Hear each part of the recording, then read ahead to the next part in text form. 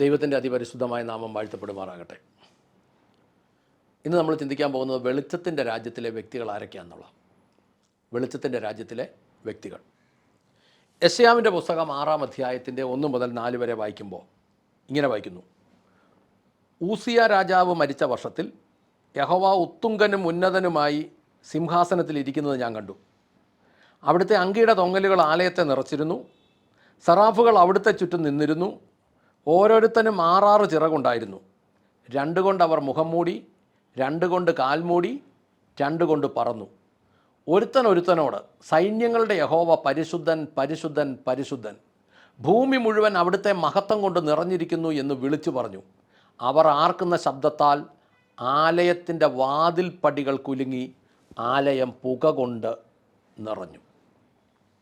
ഇത് ഈ വെളിച്ചത്തിൻ്റെ രാജ്യത്തിൻ്റെ ഒരു സെറ്റപ്പിനെ കുറിച്ചാണ് പറയുന്നത്.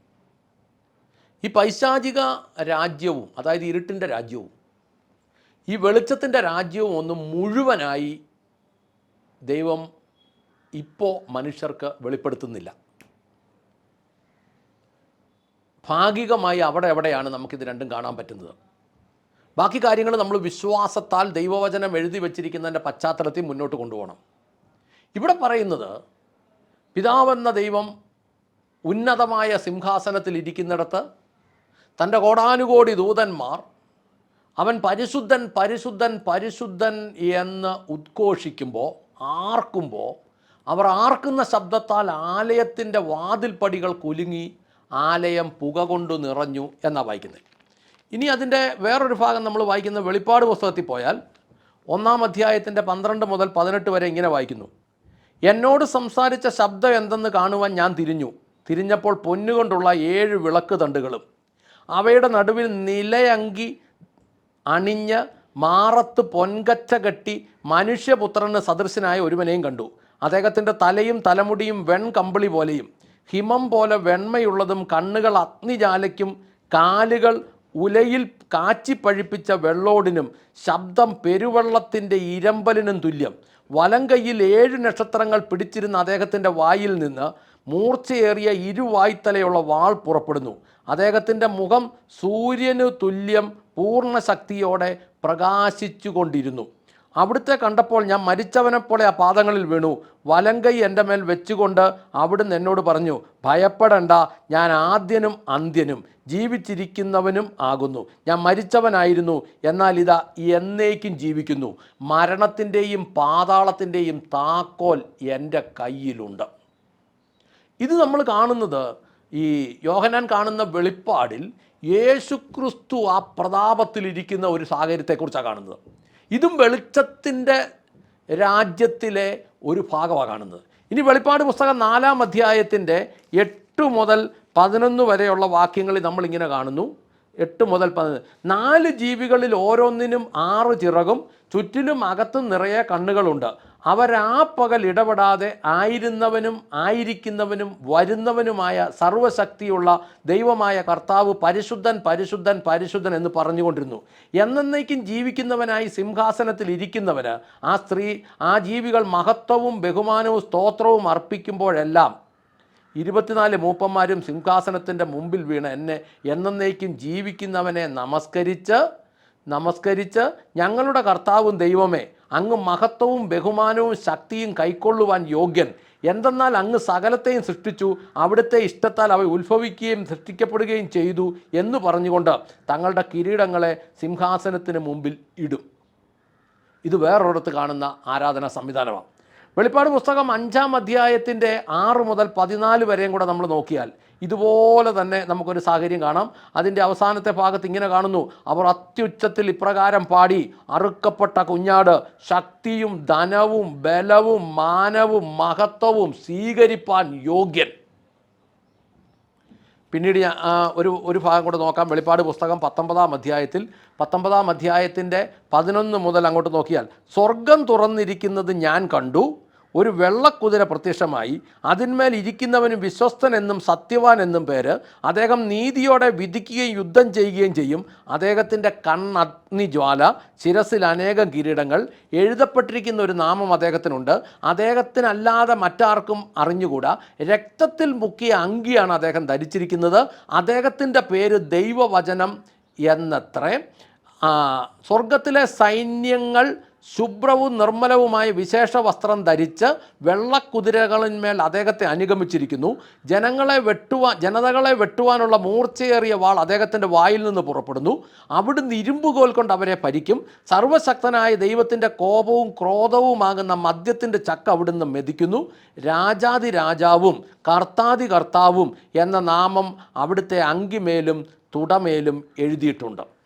ഇങ്ങനെ നമ്മൾ നോക്കുമ്പോൾ അവിടെയായി ചില ഭാഗങ്ങളാണ് ഈ വെളിച്ചത്തിൻ്റെ ഭരണകേന്ദ്രങ്ങളെക്കുറിച്ച്, വെളിച്ചത്തിൻ്റെ സംവിധാനങ്ങളെക്കുറിച്ച് ബൈബിൾ പറയുന്നത്. ഇനി നമ്മൾ പത്രോസിനെ കുറിച്ച് നോക്കിയാൽ, പൗലോസിനെ കുറിച്ച് നോക്കിയാൽ പൗലോസ് പറയുന്നു, അത് 2 കൊറിന്ത്യർ 12-ാം അധ്യായത്തിലാണ്. ആ ഭാഗം കൂടെ എടുക്കാൻ. 2 കൊറിന്ത്യർ 12-ാം അധ്യായം.